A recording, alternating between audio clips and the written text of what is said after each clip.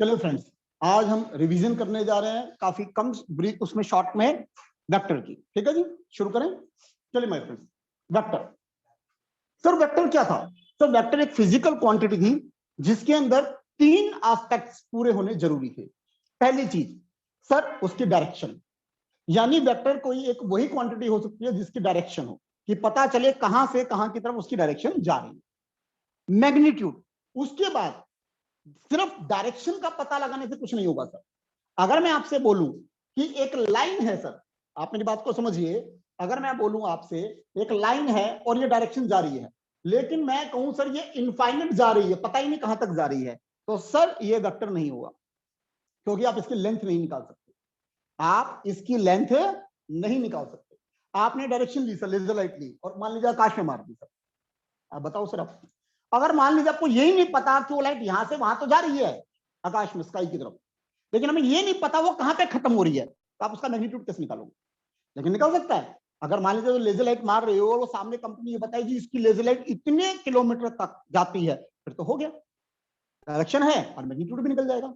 कहानी तब आ रही है डायरेक्शन हो लेकिन उसकी लंबाई नहीं नाप सकते, तो वो वेक्टर नहीं होगी। तो अभी इसका मतलब कहानी क्या हुई सर? कहानी ये हुई कि उसकी डायरेक्शन होनी चाहिए सर। ठीक है जी, डायरेक्शन के साथ साथ उसका मैग्नीट्यूड। दो बातें बताई मैंने अभी आपको। ठीक है जी, तीसरी बात रूल ऑफ एडिशन। अब बिकॉज रिवीजन है सर, तो अब रूल ऑफ एडिशन तो आपको हैंड टू हैंड समझ में आ रहा होगा सर। रूल ऑफ एडिशन, यहां से ओरिजिन से यहां से जो डिस्प्लेसमेंट है वो इक्वल होगा। आगे ध्यान, ये तीन कंसेप्ट यूज होंगे, फॉलो होंगे, तब हम कहेंगे वो फिजिकल क्वांटिटी एक वेक्टर है। तो सर यहाँ पे जो एग्जांपल है सर, फोर्स है, वेलोसिटी है, डिस्प्लेसमेंट है, any direction, north west, weight, acceleration, कुछ चीजें ऐसी हैं। काफी सारी टर्म्स सर, या मैक्सिमम टर्म्स जो है फिजिक्स की हैं। अगर आपको कोई बहुत डिटेल में कोई टर्म्स का पता लगाना है तो हम गूगल पे सर्च वगैरह मार के भी ये पता लगा सकते हैं। सर जो स्केलर है ये भी हमारी एक फिजिकल क्वांटिटी है, लेकिन सर यहाँ पे इसकी कोई फिक्स डायरेक्शन नहीं है। आप देखिए सर, घर में हमने अगर मान लो ट्यूबलाइट जला दी, एलईडी बल्ब जला दिया, लाइट सारे में फैल रही है, आप ये तो नहीं कह सकते पर्टिकुलर ये एक लाइन की तरह डायरेक्शन है। तो वो सब क्या है? स्केलर है। वो सब क्या है? स्केलर है। मैं आपसे बोल रहा हूं तो जो मेरी वॉइस है सर वो फैल रही है। Is that clear? तो इट्स नॉट वेक्टर, वेक्टर नहीं है सर। ठीक, mass, volume, degree, temperature, distance, work, time period, coulomb, watt, speed, density. तो हमने यहाँ पे जनरली जो एग्जांपल लिखे हुए हैं वो एग्जांपल वो लिखे हुए हैं जो एनसीईआरटी में दे रखे हैं। तो आपको ये सारे एटलीस्ट पता होने चाहिए। जैसे भी आपने कहा आपके एग्जाम में आया था सर वॉट, अभी आपने बोला ना मुझे, तो डाउट हो रहा था, बाकी तो थोड़ा सोच के आ गए। वॉट पावर लाइन चल रहा था, पावर हो गई ना सर? ठीक हो गया? हाँ ठीक है भाई, बात नहीं समझ रहे। एक्चुअली में कहीं ना कहीं सर फिजिक्स की कहानी है, तो थोड़ी सी दिक्कत किसको हो रही है? कॉमर्स स्ट्रीम वालों को दिक्कत हो रही है, साइंस वालों को तो कोई दिक्कत ही नहीं है। Exactly exactly. अब सर सपोज करो यहीं पर अगर हम यहाँ पर, अब आपके कोर्स से यहाँ से उड़ा दिया इन्होंने एप्लीकेशन डेरिवेटिव में, नहीं तो वहां average cost, average revenue, marginal cost, marginal revenue, वहां साइंस स्ट्रीम वालों के ऊपर खर्च छोड़ते हैं। अब कॉमर्स स्ट्रीम वाला कहता है एवरेज रिवेन्यू, एवरेज कॉस्ट, और इकोनॉमिक्स हमने यूं कर रखी है। आप मेरी बात को समझ रहे हो? तो वो कहानी। ठीक है, चलिए types of vector sir. Unit vector, मेरा बेटा एक ऐसा वेक्टर जिसका मैग्नीट्यूड 1 है, जिसका मैग्नीट्यूड 1 है, राइट। को इनिशियल वेक्टर, एक ऐसा पॉइंट जहां पे दो वेक्टर सेम इनिशियल पॉइंट से निकल रहे हैं, को इनिशियल वेक्टर। जीरो वेक्टर, सब देखिए जीरो वेक्टर क्या है? यहां से स्टार्ट हुआ, घूम फिर के यहीं वापस आ गया। आप देखिए सर, यहां से चला, यहां चला, वापस नहीं आ गया। तो एक्चुअली में वेक्टर क्या दिखा रहा होता है? जहां से स्टार्टिंग करी और जहां रुका वहां से डिस्प्लेसमेंट दिखाता है। वेक्टर डिस्प्लेसमेंट तो दिखाता है ना। तो अब यहां से चला, यहां चला, यहां चला, अब इसी पॉइंट से इसी पॉइंट का डिस्प्लेसमेंट जीरो। तो ये क्या हो गया? जीरो। अब जो पहले पढ़ रहे थे, अब ध्यान करना, इट्स अ रिवीजन। सर वहां पर डिफरेंस क्या था? ये ऐसे डायरेक्शन थी, ऐसे डायरेक्शन थी, लेकिन ये डायरेक्शन यू थी जो हम पहले पढ़ते थे। तो होता क्या था? वो यहां से यहां चला, यहां से यहां चला, तो हम कहते थे बस यहां रुक गया, लेकिन यहां रुक गया, तो हम कहते थे डिस्प्लेसमेंट क्या है? तो हम कहते थे इस पॉइंट से इस पॉइंट की डिस्प्लेसमेंट है, तो डायरेक्शन हम ये दिखाते थे। लेकिन सर वो यहां नहीं रुका, वो वापस वहीं आ गया जहां से चला था, इसलिए अब ये जीरो वेक्टर हो गया।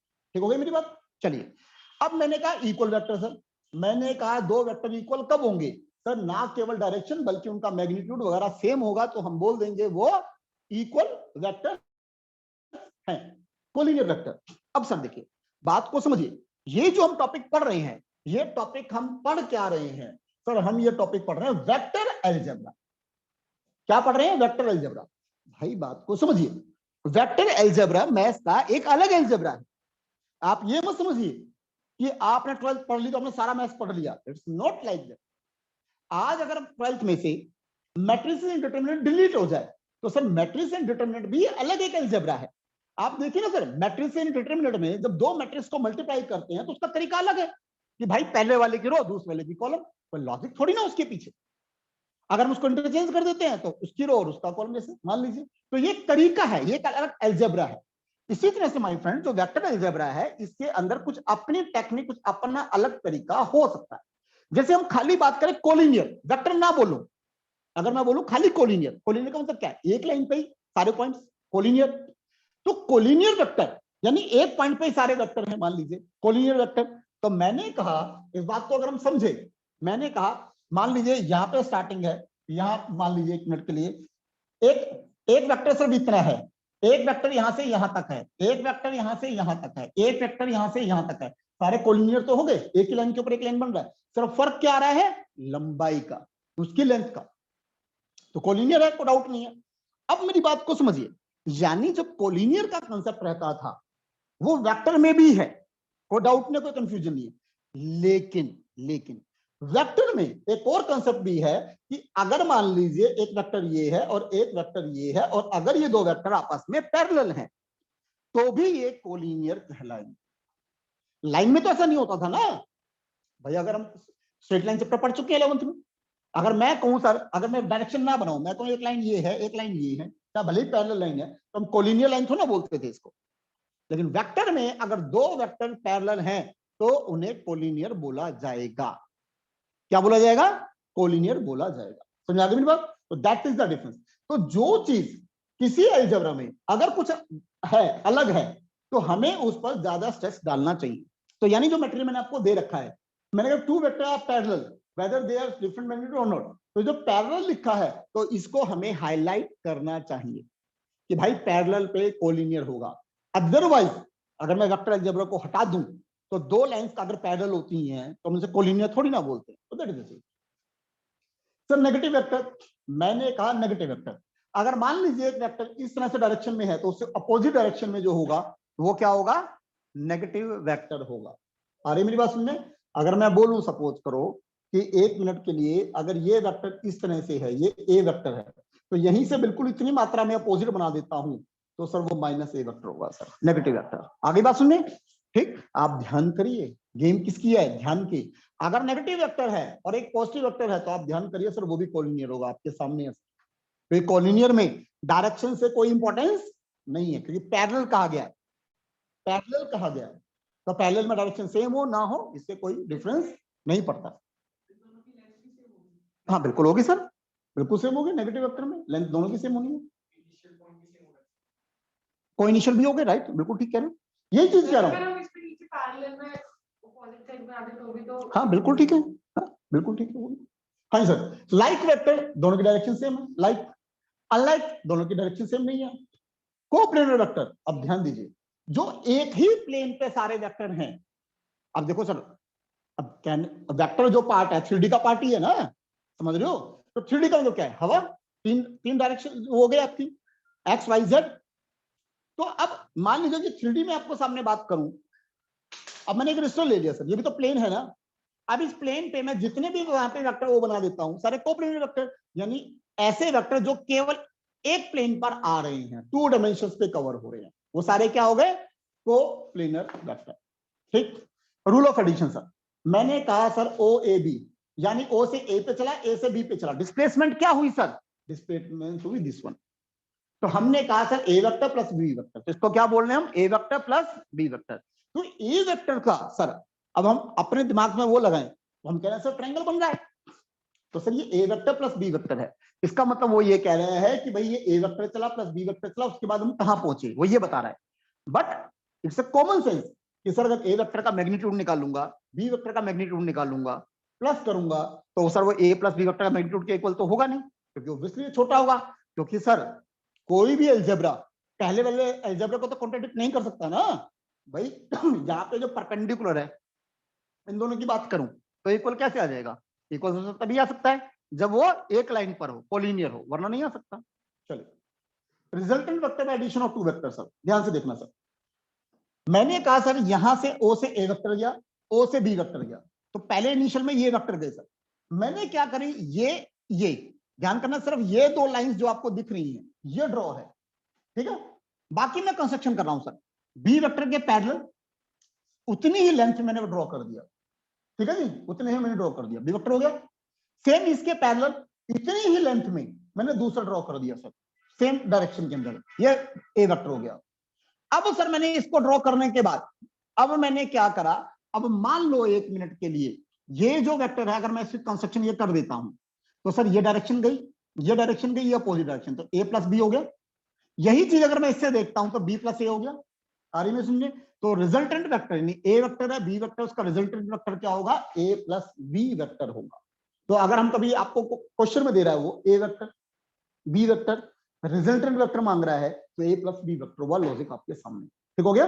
चलिए, एडिशन वेक्टर इज कम्यूटेटिव। अभी सर सेम बिल्कुल वही कॉपी पेस्ट, अभी जो मैंने बनाया थी कंस्ट्रक्शन वही सेम कर दी।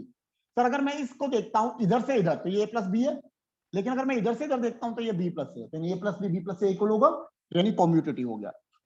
एडिशन वेक्टर एसोसिएटिव, अब ए प्लस बी प्लस सी 3, सर यहां से ओरिजिन से स्टार्ट किया, टहलते टहलते ए वेक्टर गए, टहलते टहलते बी गए, टहलते टहलते सी गए, डिस्प्लेसमेंट सर ये हुआ, ये डिस्प्लेसमेंट क्या हुआ, ए प्लस बी प्लस सी, एम आई राइट? आ रही मेरी बात समझे? चलिए, अब जरा एसोसिएटिव रूल को समझने के लिए कुछ कंस्ट्रक्शन कर लेते हैं सर। मैंने कहा मैंने यहां से यहां ड्रॉ कर दिया सर। अब सर ये क्या है, ए ये बी, तो ये टोटल कितना हो गया, ए प्लस बी। तो अब मैं कह रहा हूं कि यहां से यहां गए और यहां से यहां गए, लेकिन अब ये नहीं गए, अब रास्ता पाथ चेंज कर दिया, तो अब ये कितना हो गया, ए प्लस बी प्लस सी। आ रही मेरी बात सुनने? Is that clear? अब सर इधर आइए सर, घूम के तो हम ऐसे ही जा रहे थे, पहले यहाँ ए फिर बी और यहाँ सी, ठीक है जी।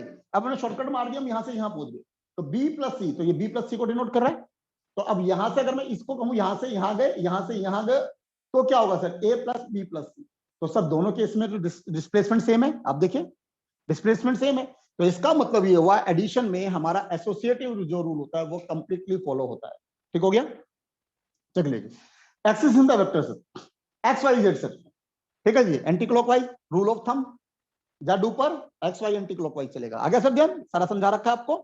अब यहाँ पे एक्स वाई जो है, जेड जो है, ये perpendicular, sorry mutually perpendicular to each other, हो गया सर क्लियर? चलिए सर, किसी वेक्टर की प्रेजेंटेशन, वो प्रेजेंटेशन क्या है sir, X I plus Y J plus Z K, right. अब यहां जो मैं बात कर रहा हूं सर, अब मैंने कहा सपोज करो सर, अगर मैं इसको एक्स एक्सिस मान लेता हूं, इसको वाई मान लेता हूं, और इस वाले कॉर्नर को यहाँ पे मैं जेड मान लेता हूं। अब ये हवा में सर कोई पॉइंट मैंने ले लिया, तो मैं क्या कहूंगा, एक्स यहाँ पे कितना है, वाई यहाँ पे इसके सामने कितना है, जेड यहाँ पे कितना है, और ये मैंने ओरिजिन से क्या कर दिया, इसको ज्वाइन करा दिया, तो ये हमारा पोजिशनल वेक्टर बन गया, यानी ओरिजिन से हमारी ये पोजीशन को दिखा रहा है। तो जब ये ओरिजिन से पोजीशन को दिखा रहा है तो ओरिजिन से यहाँ पे डायरेक्शन आ रही है, क्योंकि जो भी डायरेक्शन जाएगी वो ओरिजिन से अवे दूसरी तरफ जाएगी, तो डायरेक्शन क्लियर है। फिर इसकी लंबाई को नाप ही सकते हैं किसी ना किसी तरीके से ऑब्वियसली, तो यानी इसका मैग्नीट्यूड लंबाई भी है, और रूल ऑफ एडिशन लग जाएगा, वो भी आपको पहले तो पढ़ा चुका हूं, अभी आगे आ जाएगा, ठीक हो गया सर। तो यानी कुल मिला के x I Y J Z के जो हम दिखा रहे हैं, तो यहाँ पे जो आई दिखा रहा है वो एक्स एक्सिस के लिए दिखा रहा है, जो जे दिखा रहा है वो वाई एक्सिस के लिए दिखा रहा है, और जेड दिखा रहा है वो के जो Z axis, X axis Y axis और जेड एक्सिस के लिए दिखा रहा है। मींस अगर मैं ये कह देता हूं 2y plus 3j plus 5k, तो इसका मतलब हुआ x के जो पॉइंट है वो 2 है, y के जो पॉइंट है वो 3 है, z के पॉइंट है जो 5 है, और उस पॉइंट को ओरिजिन से मर्ज कर दूं तो I will get that presentation of vector, ठीक। अगला, मल्टीप्लिकेशन स्केलर टू एक वेक्टर, किसी कांस्टेंट को कैसे मल्टीप्लाई कर सकते हैं सर। अगर ये ए वेक्टर दे रखा है, मैंने कहा 3a, तो सिंपली कोफिशिएंट को 3 से मल्टीप्लाई कर देंगे। आप यकीन मानिए, अगर मैं ये इसको जो एग्जांपल लिया, एक्स के मैं 2 पॉइंट लेता हूं, वाई के मैं 3 पॉइंट लेता हूं, जेड के मैं 5 पॉइंट लेता हूं, ये पॉइंट बन गया, और मैंने एक वेक्टर यहां बना दिया। सर इसकी एक लंबाई है, एक रॉड बन गई, मैं कह रहा हूं ये रॉड मुझे इसकी 3 गुना लंबाई की चाहिए, समझना 3 गुना लंबाई, एक लंबाई तो ये है ही ना, यानी 2 और ऐड कर दूं इसकी, कॉमन सेंस है भाई, एक लंबाई तो अपने आप में भी है ना, तो 3 गुना लंबाई टोटल चाहिए, मेरी बात समझ आ रही है, तो इसका 3 टाइम्स, तो सर अगर मैं इसको 3 से मल्टीप्लाई कर देता हूं तो सर जो ये 2 था x का वो 6 हो जाएगा, जो y का 3 था वो 9 हो जाएगा, z का जो 5 था वो 15 हो जाएगा। पर आप यकीन मानिए, अभी मैं आगे लंबाई आपको कैलकुलेट करके दिखाऊंगा, इसकी जो लंबाई आएगी इससे 3 गुना लंबाई आ जाएगी। इधर क्लियर, मैग्नीट्यूड 3 टाइम्स आ जाएगा। तो सिंपली को जो स्केलर है वो हर एक के कोफिशिएंट से इंडिविजुअली मल्टीप्लाई हो जाएगा। एडिशन और subtraction between the two vector, sir ये ए वेक्टर है, सर ये बी वेक्टर है। आई जे के पे कैप नहीं लगी हुई है सर, आप मान के चलिए ऑलवेज कैप होगी। कई बार हम टाइपिंग टाइम बचाने के लिए कई बार नहीं लगा पाते, लेकिन आई जे के पे ऑलवेज कैप होगी सर। ठीक, ये ए है ये बी है। ए प्लस बी, तो सर ए प्लस बी निकालना है, तो यानी इंडिविजुअली कोफिशिएंट प्लस हो जाएंगे सर। यानी 1 + 4 5, 2 + 5 7, 3 + 6 9। ए माइनस बी, 1 - 4 -3, 2 - 5 -3, 3 - 6 -3 के सिंपल। यानी जैसे से आपका कोफिशिएंट होते हैं, कोफिशिएंट में ऐड होगा, कोफिशिएंट में ही माइनस होगा। मैग्नीट्यूड, अब देखिए सर, मैंने कहा if X I Y Z K है, तो उसका मैग्नीट्यूड मैंने क्या बताया था, एक्स का स्क्वायर प्लस वाई का स्क्वायर प्लस जेड का स्क्वायर का अंडर रूट। लॉजिक सर वही सेम है, बिल्कुल सेम वही लॉजिक है जो पहले कराया हुआ है। आप ध्यान करिए सर, मैं अगर आपसे ये बात बोलूं, ठीक है जी, मैं अगर आपसे ये बात बोलूं,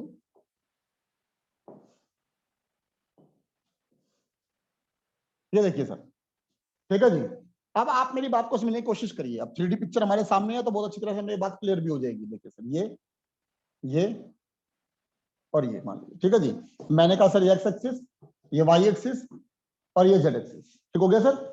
अब मैंने कहा सर अगर मान लीजिए यहां पर ये पॉइंट ऐसा है जहां पे बीसी तीन होती है, 11वीं में पढ़ा रखी है, जहां पे एक्स की वैल्यू भी है, वाई की वैल्यू भी है और जेड की वैल्यू भी है। मेरी बात समझ आ रही है? चलिए अब जरा दिमाग लगाइए सर, अगर मैं यहां बोल देता हूं कि ये पॉइंट ए बी सी है, तो ओरिजिन सर ये है आपका, तो ये वेक्टर जो कंस्ट्रक्ट हुआ सर वो यहां से यहां ये वेक्टर कंस्ट्रक्ट हुआ सर इस डायरेक्शन में। अब मुझे क्या निकालना है सर, इसकी लंबाई निकालनी है, लंबाई निकालनी है। तो 3D का इसलिए तो कराइए सर। अब ये ओरिजिन क्या है सर, ओरिजिन क्या होगा, 0 0 और 0, तो ये होगा राइट।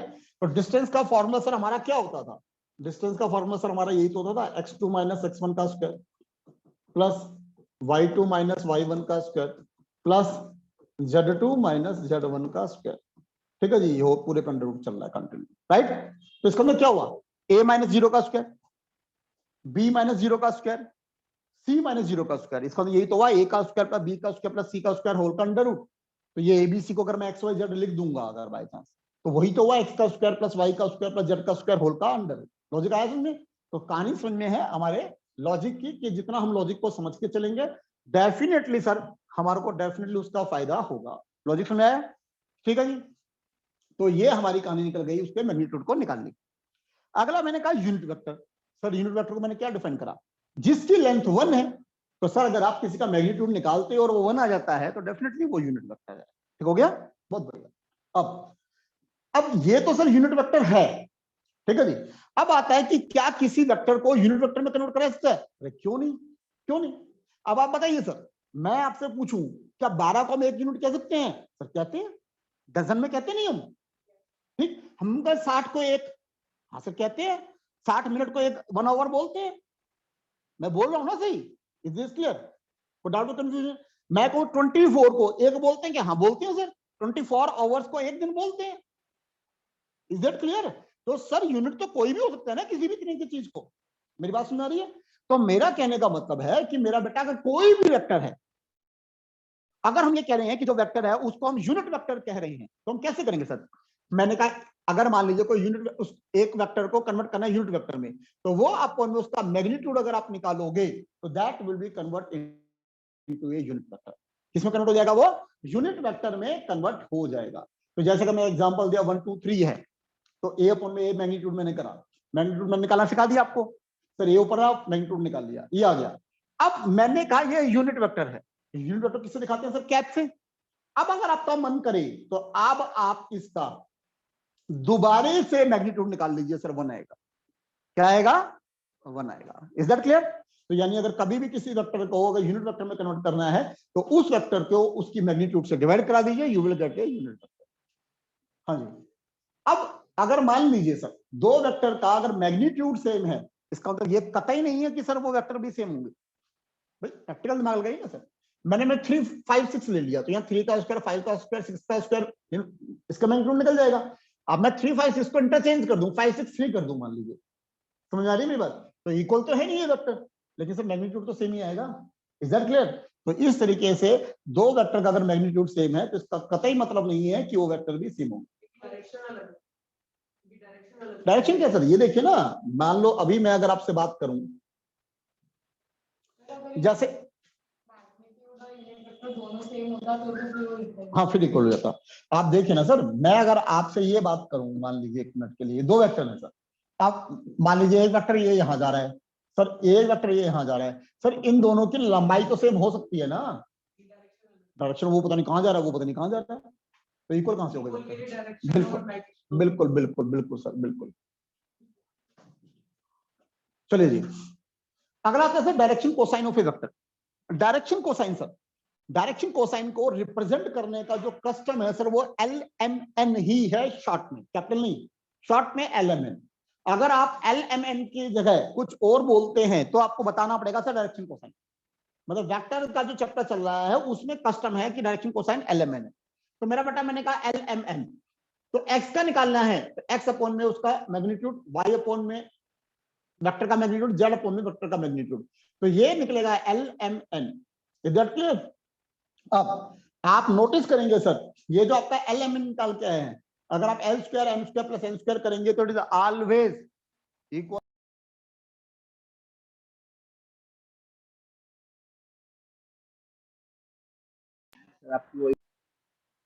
ठीक है जी, चलिए जी। डायरेक्शन कोसाइन सर ये दिखाता है कि जो आपका एक वेक्टर बना, जो आपका एक वेक्टर बना, वो आपका x axis, y axis, z axis के संग क्या एंगल बना रहा है। जैसे ही मैंने बात करी, ठीक, अब तो 3D आपके सामने है, अब तो समझना बड़ा आसान हो जाएगा। मैं सर ये वेक्टर है, ठीक, अब ये वेक्टर सर कुछ ना कुछ एंगल x एक्सिस के संग बना रहा होगा, ये वेक्टर सर y एक्सिस के संग कुछ एंगल बना रहा होगा, ये एंगल कुछ z एक्सिस के संग बना रहा होगा, मैं ठीक कह रहा हूं? तो वो रिप्रेजेंट करता है LMN। तो यानी कि अगर मैं L की बात करूंगा, ठीक है जी, तो अगर मैं कहूं कोस अल्फा M, अगर मैं कहूं कोस बीटा, अगर मैं कहूं N और मैं कहूं कोस गामा, तो इसका मतलब ये हुआ ये अल्फा जो एंगल हुआ ये वो एंगल बना रहा है ये वेक्टर x एक्सिस के साथ। अगर बीटा कहता हूं तो बीटा ये एंगल बना रहा है y एक्सिस के साथ, और ये गामा अगर कह रहा हूं तो ये आपका वेक्टर z एक्सिस के साथ एंगल बना रहा है। एग्जैक्टली, यानी कोस अल्फा L हो गया। तो अब उस L को अब आप कोस अल्फा के इक्वल रखोगे, फिर आपको जो वैल्यू निकालनी पड़ेगी वही फिर 11th एंड 12th क्लास हो गई जो एंगल निकालना आपको सिखा रहा था। Exactly sir, exactly, you are right, बिल्कुल ठीक। हाँ जी सर। अब sir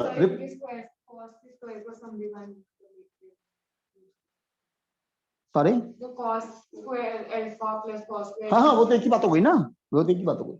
represent graphically displacement the following cases. जैसे अब मान लीजिए 1 मिनट के लिए वो कुछ ऐसा कह देता है जी कि हमें 50 किलोमीटर जाना है 60 degree of east of north, ऐसी कुछ कहानियां बोल देता है। सर अब बताइए सर, अब ईस्ट वेस्ट नॉर्थ साउथ तो हमें पता ही है, अब वो कह रहा है कि 60 किलोमीटर जाना है जी, 60 किलोमीटर कहाँ जाना है जरा देखते हैं सर, भाई पूछ लेते हैं। ईस्ट ऑफ नॉर्थ, तो नॉर्थ क्या है, ईस्ट साइड में 60 डिग्री, नॉर्थ का इस साइड ये है, यहाँ से 60 डिग्री में आया है, जा भाई 50 किलोमीटर खत्म करना। लेकिन अब ये चल कहां रहा है, चल ये जमीन पर रहा है, चल कहां रहा है, जमीन पे, हवा में नहीं जा रहा, हवा में नहीं जा रहा। Is that clear? चलिए जी, हाँ जी सर। अब ये कुछ क्वेश्चन थे सर इसके बेसिस पे। अब ये इसी तरह फाइंड, अब जैसे उसने कहा find the value X Y Z in such a way कि ए बी ये सब इक्वल हो, तो x2 के इक्वल होना चाहिए, 9y के इक्वल होना चाहिए, z5 के इक्वल होना चाहिए, और कोई तरीका ही नहीं है सर। ठीक सर, उसने कहा find a unit vector sum of this one, find a unit vector sum of this one. Sir पहले सम तो निकालिए, जल्दबाजी क्यों कर रहे हैं, सम निकाल दिया सी वेक्टर, अब इसका यूनिट वेक्टर कैसे निकालते हैं, ये अपॉन इसका मैग्नीट्यूड, हो गया काम खत्म। ठीक, right on the direction ratio and direction cosine of vector. Direction ratio, direction cosine. Sir direction ratio क्या है, एक्स वाई जेड जो एक्सिस हैं उनके संग उसकी रेशियो क्या बन रही है, तो सर वो क्या बन रही है 1:2:3, ये डायरेक्शन रेशियो हो गई सर 1:2:3। डायरेक्शन कोसाइन वो अपन उसका मैग्नीट्यूड, ये डायरेक्शन कोसाइन हो गया सर। ठीक है जी। अब सर ये क्वेश्चन बेस है एनसीईआरटी के, सारे इसी के बेस पर ये सारे क्वेश्चन अब आपसे हो जाने चाहिए। ठीक है जी। अब इसमें एक ये क्वेश्चन था सर, ये काफी फेमस क्वेश्चन था सर, उसने कहा in the given figure which of the vectors are collinear, equal and coinitial. कि अभी इसमें से कौन से कोलिनियर वेक्टर हैं सर? तो ये और ये 3 वेक्टर दे रखे हैं, तीनों कोलिनियर है। भाई ये पैरेलल है इसलिए कोलिनियर है, और ये एक का पॉजिटिव एक का नेगेटिव इसलिए कोलिनियर है। ठीक है जी। अब उसने कहा सर इक्वल वेक्टर, अब इक्वल में तो सर ये और ये ही तो इक्वल रहेंगे, जिसकी डायरेक्शन भी सेम और मैग्नीट्यूड भी सेम है। ठीक, फिर इसने कहा कोइनिशियल, तो अब आप डायरेक्शन देखो सर, इसकी डायरेक्शन यहां जा रही है, इसकी यहां जा रही है, इसकी यहां जा रही है, तो कोइनिशियल पॉइंट ओरिजिन यही हुआ, और तो कहीं ओरिजिन बन ही नहीं सकता। ठीक है जी। तो इसका मतलब क्या हो गया सर, सी डी बी, ये जो वेक्टर हो गए सर ये कोइनिशियल वेक्टर हो गए। ठीक हो गया। तो ये काफी फेमस क्वेश्चन था सर जो आपने देखा सर। बोलिए कोई इनिशियल है सर, आ गया ना, बताइए ना। अब ये कह रहे हो, ये लो। उसमें ए और सी की लेंथ इक्वल दे रखी थी पहले। हाँ सर, इसमें कोई इनिशियल, उसमें ए और बी दे रखा था। क्या दे रखा था? ए और डी होंगे ना कोई इनिशियल। हाँ, ये जा रहा है यहाँ से, ये और ये ए और बी दे रखा। कोई बात नहीं, मिसप्रिंट हो जाती है, क्या हो गया। हाँ कोई बात हो जाती है, कोई बात नहीं। ठीक है जी। अब ये इसके बेसिस पे सर ये क्वेश्चन है सर, अभी ये इसके बेसिस पे क्वेश्चन है सर, ये सारे आपके एनसीईआरटी के क्वेश्चन है सर। ये अब देखो, ये क्वेश्चन बहुत फेमस है सर, ये वाला बच्चों वाला क्वेश्चन है सर, पेपर में आ जाता है सर। क्या वो कहता है, फाइंड ए वेक्टर जो इसकी डायरेक्शन में हो लेकिन उसका मैग्नीट्यूड 7 चाहिए सर। उसकी लंबाई कितनी चाहिए? 7। वेरी सिंपल सर, आप इसका यूनिट वेक्टर तो निकाल सकते हो। तो यूनिट वेक्टर इसका क्या होगा सर, ये अपॉन इसका मैग्नीट्यूड, निकाल दिया। अब इसकी लंबाई कितनी आएगी सर? 1। आपको कितनी चाहिए? 7। 7 से मल्टीप्लाई कर दो, हो गया काम खत्म, हो गया। ठीक है भाई, आपने इसका यूनिट वेक्टर निकाल दिया, वो अपन में इसका मैग्नीट्यूड, बहुत बढ़िया, ये यूनिट वेक्टर निकल गया। अब इसकी लेंथ निकालते हैं सर, इसकी लेंथ निकालते हैं तो सर हमारे पास जो निकल कर आ रही है लेंथ, वो निकल कर कितनी आ रही है? 1। हमें चाहिए 7।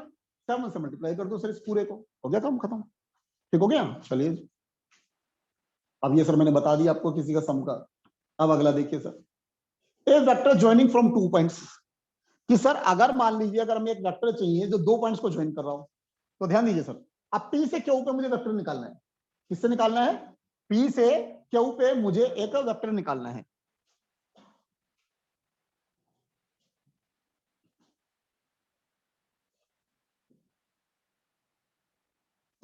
ठीक हो गया सर।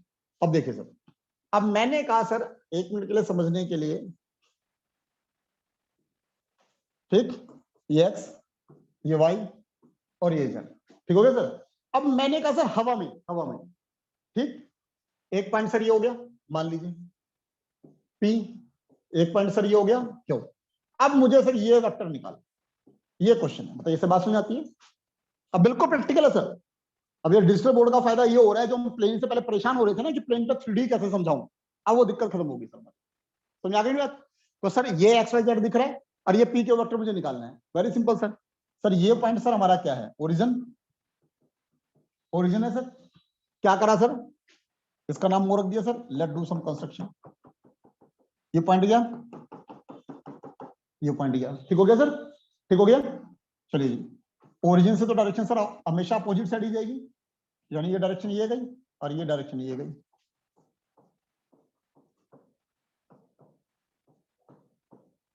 ये ठीक हो गया सर। अब जरा ध्यान दीजिए सर, अगर मैं रूल ऑफ एडिशन की बात करूं, ये और ये लाइक है, ये अपोजिट है, तो इसके अकॉर्डिंग क्या हो गया सर? यानी कि रूल ऑफ एडिशन के according OP plus P Q, displacement कितना हुआ सर? O Q. मैं ठीक कह रहा हूं सर? ये सिखाया था, जो डिस्प्लेसमेंट हुआ वो क्यों हुआ। Is that clear? अब ध्यान करा जी, मुझे निकालना क्या? P Q. तो ये कितना हुआ सर? ओ क्यू, ये उधर गया, माइनस ओपी। हो गया सर लॉजिक? तो यानी पी क्यू वेक्टर अगर मुझे निकालना है तो वो क्या होगा? ओ क्यू माइनस ओपी होगा, ना कि OP O minus O Q. Logic आपके सामने। ठीक हो गया। तो यानी 2 वेक्टर अगर हमें निकालने हैं हवा में ज्वाइनिंग करके, तो वो हम इस तरीके से निकाल सकते हैं। ठीक है जी। तो अब देखिए सर, हमें कुछ चीज अगर डिजिटल बोर्ड पे समझने में कितनी आसानी से हमने समझा दी बात। ठीक, हाँ जी सर।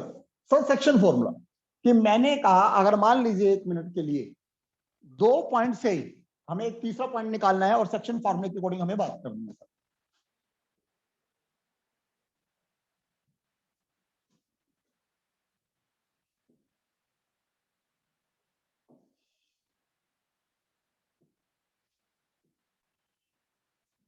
ठीक है जी।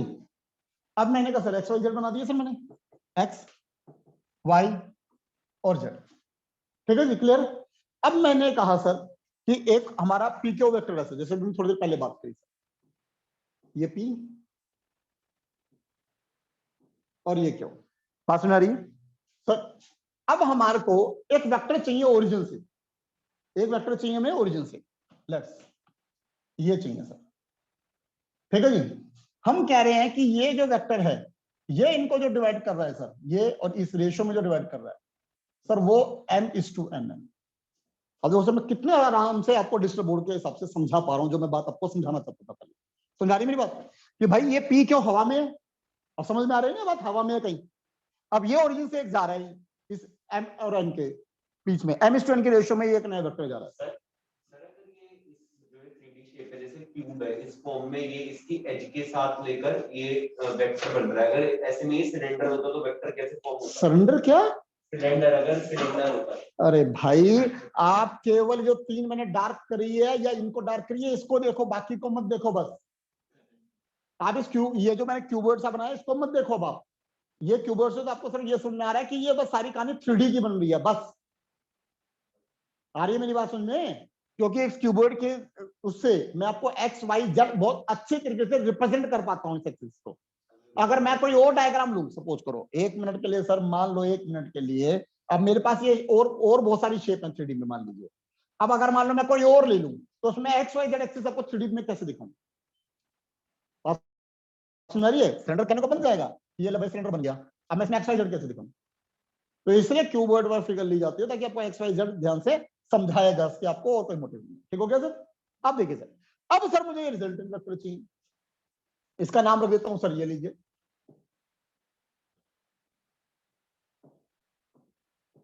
ये आर वेक्टर चाहिए। अब मैं इसे कैसे निकालूं? Very simple sir. अब आपको पता है सर ये जो हमारी कहानी है ओरिजिन की, ये 0 0 0 ये है सर, मैं ठीक कह रहा हूं?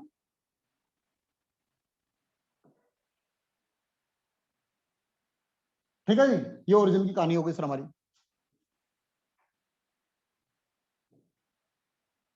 ये समझ लिया अब तो 3D में वो हटा दिए तो समझ आ गई मेरी बात?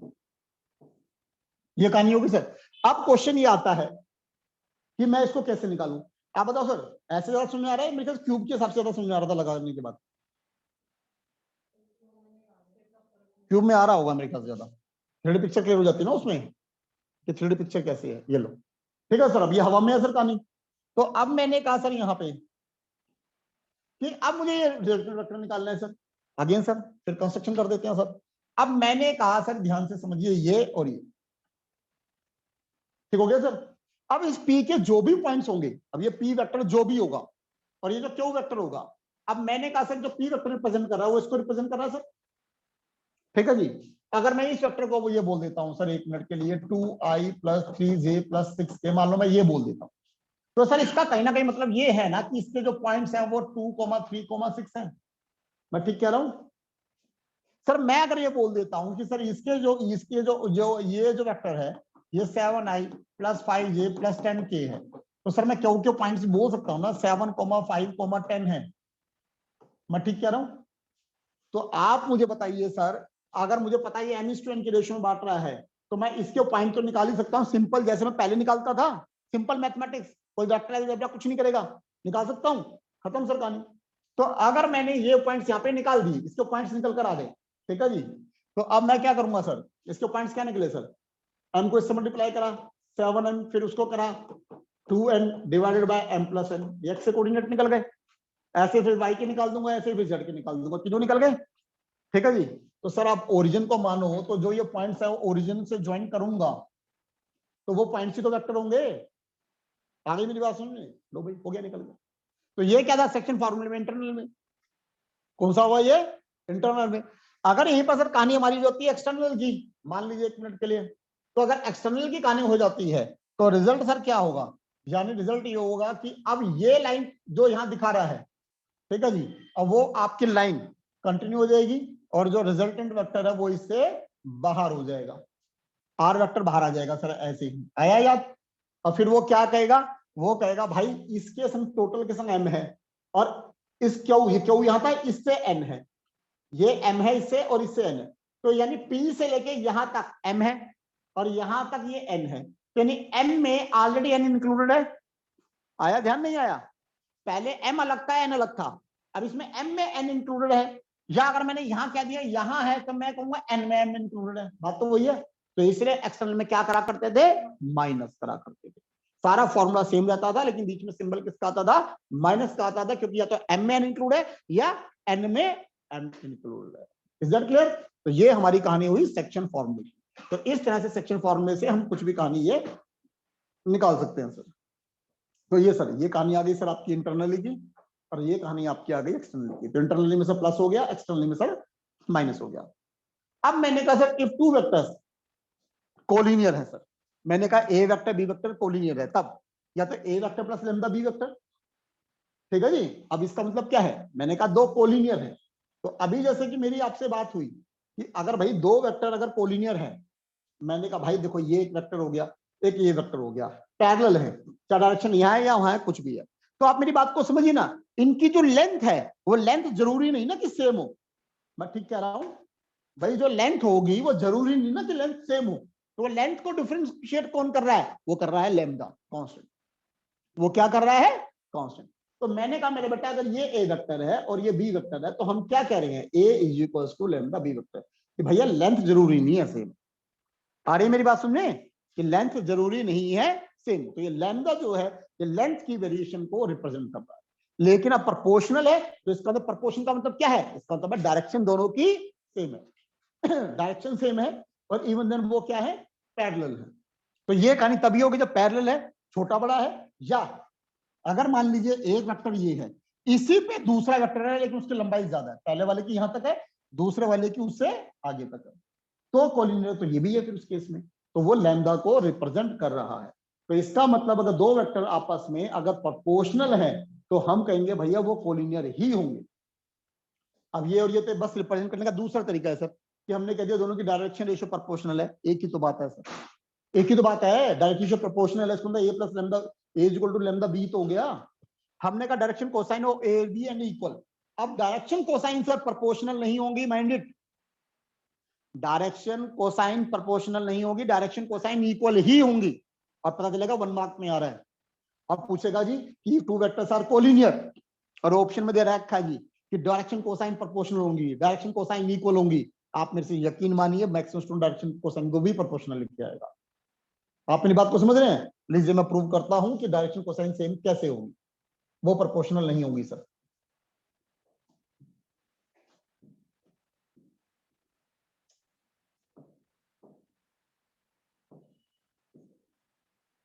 देखिए सर, अभी मैंने ये बात बोली आपसे, ठीक है जी। अब जरा दिमाग लगाइए सर, मैंने कहा सर ये ओरिजिन से एक्स, ये वाई और ये जेड, ये चला गया सर। आप अपनी बात को समझ रहे सर? अब इस बात को समझिए, ये सर हमारे सामने तीसरे पॉइंट पे है। अगर मान लीजिए कोई मैं वेक्टर बनाता हूं सर, अब मैं अगर कोई वेक्टर बनाता हूं सर, वो मैंने वेक्टर इतना बना दिया, आप मेरी बात को समझ रहे हैं, एक वेक्टर मैंने इतना बड़ा बना दिया, ठीक। अब 1 मिनट के लिए अगर कोलिनियर की वजह से मैंने इसी को थोड़ा सा और एक्सटेंड कर दिया दूसरे से, आ रही है समझ में, कोलिनियर है, कोलिनियर वेक्टर है ये दोनों। अब आप बताइए ना सर, चाहे आप इस छोटी रोड को लो या पूरी कंप्लीट रोड को लो, सब दोनों के दोनों एक्स के संग के एंगल वही बनाएंगे, चाहे छोटी रोड हो चाहे बड़ी रोड हो। वाई एक्सिस के संग दोनों एंगल सेम बनेंगे, जेड एक्सिस के संग सब दोनों सेम बनेंगे, चाहे छोटी रोड हो चाहे बड़ी रोड हो। ये समझा रहा हूं सर। तो डायरेक्शन कोसाइन को बेवकूफी की तरफ प्रोपोर्शनल ना बोलते हैं, डायरेक्शन कोसाइन मेरा बेटा इक्वल हो अगर कोलिनियर है तो। अरे बस सुनने, डायरेक्शन रेशियो प्रोपोर्शनल होगी, डायरेक्शन रेशियो प्रोपोर्शनल होगी, ठीक हो गया, बहुत बढ़िया।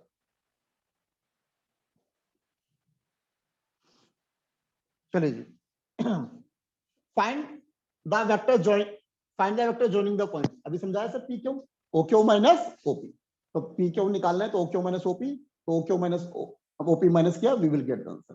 तो सर ये इसके बेसिस पे सारे क्वेश्चन हैं जो हम यहाँ पे अटेम्प्ट कर सकते हैं। Are the points are the vertices और राइट एंगल ट्रायंगल। उसने कहा ये जो 3 पॉइंट्स हैं क्या ये राइट एंगल ट्रायंगल हैं? तो देखिए सर, अब जरा 3D के अंदर हमारी जो राइट एंगल ट्रायंगल की कहानी जो है सर, वो कहानी क्या है जरा वो देखते हैं सर।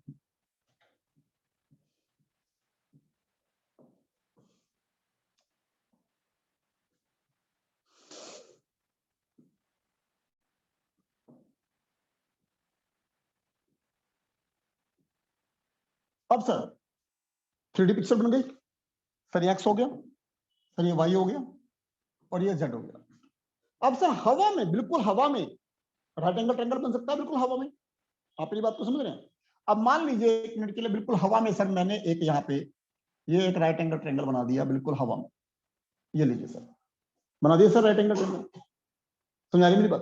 ध्यान से जरा देखना सिर्फ, थोड़ा समझाने के लिए तो बड़ा बना देता हूँ।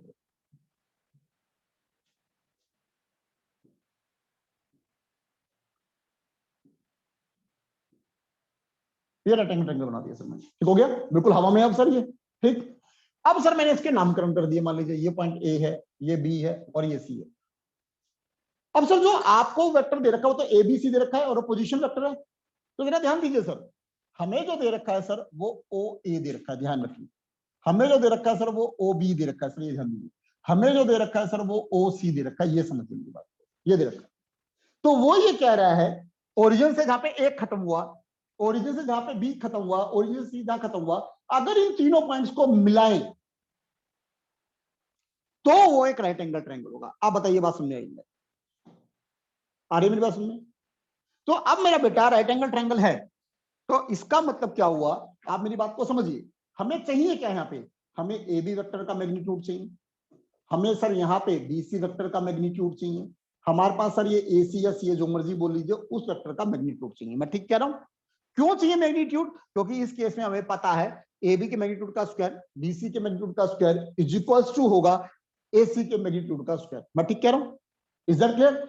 अरे भाई एक बात को समझिए, अब मेरे से किसी ने कहा 1 मिनट के लिए अकुल खंडेलवाल की लंबाई बताओ। अब मुझे पता ही नहीं भैया है कौन अकुल खंडेलवाल, तो लंबाई कहां से बताऊं? भाई बताओ तो सही, है कौन सामने, तो लाओ तभी तो बताऊंगा। तो सर अब यहाँ पे हमें ए बी बी सी ए सी चाहिए ना, तो भैया ए बी बी सी ए सी कैसे निकालेंगे? सारी मेरी बात हो चुकी है आपसे कि सबसे पहले जब आप ए बी वेक्टर निकालोगे तो वो ओ बी माइनस ओ ए वेक्टर से निकालोगे। अब आपको क्यों चाहिए वो आपके सामने लिखा हुआ है। फिर मैंने क्या कहा सर, आपको बी सी वेक्टर चाहिए सर, तो बी सी वेक्टर कैसे निकालोगे सर आप? ओ सी माइनस ओ बी वेक्टर। मैंने कहा सर अब आपको और क्या बचा सर, ए सी वेक्टर या सी ए वेक्टर जो भी निकालना है, तो आप कहोगे जी ओ सी वेक्टर माइनस ओ ए वेक्टर। आया समझ? ठीक हो गया? तो ये पहले आप वेक्टर निकालोगे, मैग्नीट्यूड निकालना सिखा चुका हूं, फिर आप उनका स्क्वायर निकालोगे। तो स्मार्टनेस तो ये ना, सीधे स्क्वायर निकाल लो, अंडर रूट करना नहीं पड़ेगा, ये आपकी चॉइस। पहले मैग्नीट्यूड निकालो, स्क्वायर के बाद अंडर रूट, सोल्व मत करना अंडर रूट को। आगे मेरी बात सुनिए, तो अगर ये वाली कहानी आपकी बन जाती है तो क्वेश्चन सॉल्व हो, मतलब राइट एंगल ट्रायंगल है। अगर राइट एंगल ट्रायंगल की कहानी नहीं बनती तो हम कर देंगे नहीं है सर। इधर क्लियर? तो इस तरह के जो क्वेश्चंस हैं वो काफी फेमस हो जाते हैं, ठीक। तो अब ये जो points A B C sir वो हवा में है, तो अब हमने क्या करा सर, पहले A B B C C A vector निकाला सर, ध्यान दीजिए, निकाल दिया जैसे सिखा रखा था। फिर उसके बाद हमने क्या करा सर, उनका मैग्नीट्यूड निकाला, फिर हमने उनका स्क्वायर निकाला, फिर हमने देखा सर जो हाईएस्ट है 149 वो इन दोनों का सम नहीं है। हाईएस्ट जो है वो उन दोनों का सम नहीं है, तो हम कहेंगे नहीं भाई ये आपके राइट एंगल ट्रायंगल नहीं बना रहे। लेकिन अगर ये इक्वल हो जाता तो हम कहते हैं हाँ ये राइट एंगल ट्रायंगल है। ठीक है जी सर, ये तो कोई भी एग्जांपल वगैरह हम दे सकते हैं सर इस तरीके से, ठीक है जी, जिनकी डायरेक्शन सेम हो। अब जैसे उसने कह दिया सर दो वेक्टर जिनकी सेम डायरेक्शन है सर, ए वेक्टर जो आपका मन करे वो ले लो, बी वेक्टर उसका मल्टीप्लाई बना दो। जैसे मैंने ए वेक्टर आई जे के ले लिया, बी वेक्टर में ले लिया 4 से मल्टीप्लाई कर दिया, 4i 4j 4k। आप कुछ भी ले लो, आप ऊपर 1 2 3 ले लो, 3 से मल्टीप्लाई कर दो सबको, बन गए सर सेम डायरेक्शन में। अब डायरेक्शन को साइन को लाएंगे सर इनकी। अब सर उसने कहा यहां से इनिशियल हो यहां पे खत्म हुई, तभी तो बताया मैंने पी से क्यों निकालना है, तो ओ क्यों माइनस ओपी होगा, निकल गया सर। ये सारे करा दिए सर मैंने। अब ये सर इसके बेस पे क्वेश्चन बेस है सर एनसीईआरटी के। 11th लिखा हूं इसमें, देखिए सर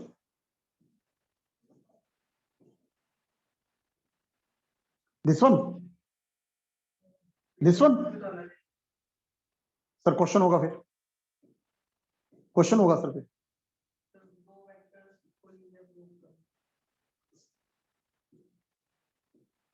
देखते रहो सर। गया कहीं? ऐसा नहीं हो सकता सर, ये क्या रहे हो क्या?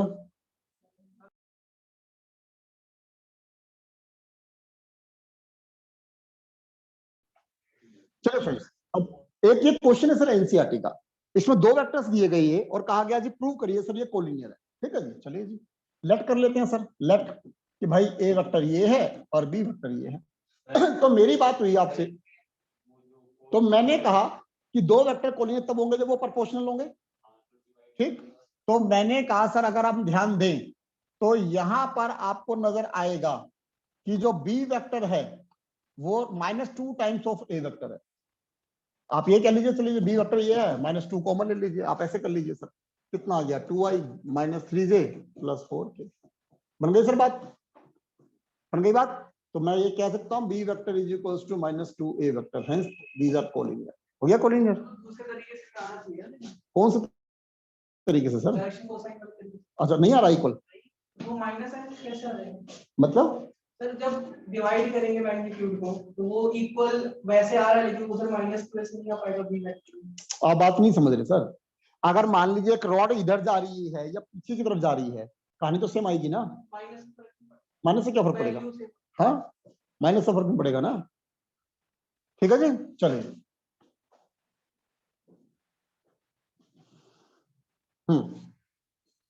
चलिए जी, अब इस तरह की सर ये चीजें कराई थी काफी, ये अब आप क्वेश्चन इस तरीके से कर सकते हैं अटेम्प्ट।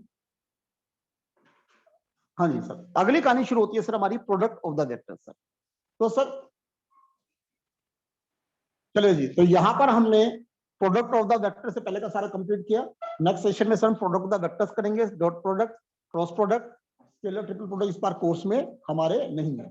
तो यहां तक आप इसको कंप्लीट करिए और नेक्स्ट क्लास में हम इससे आगे चलेंगे।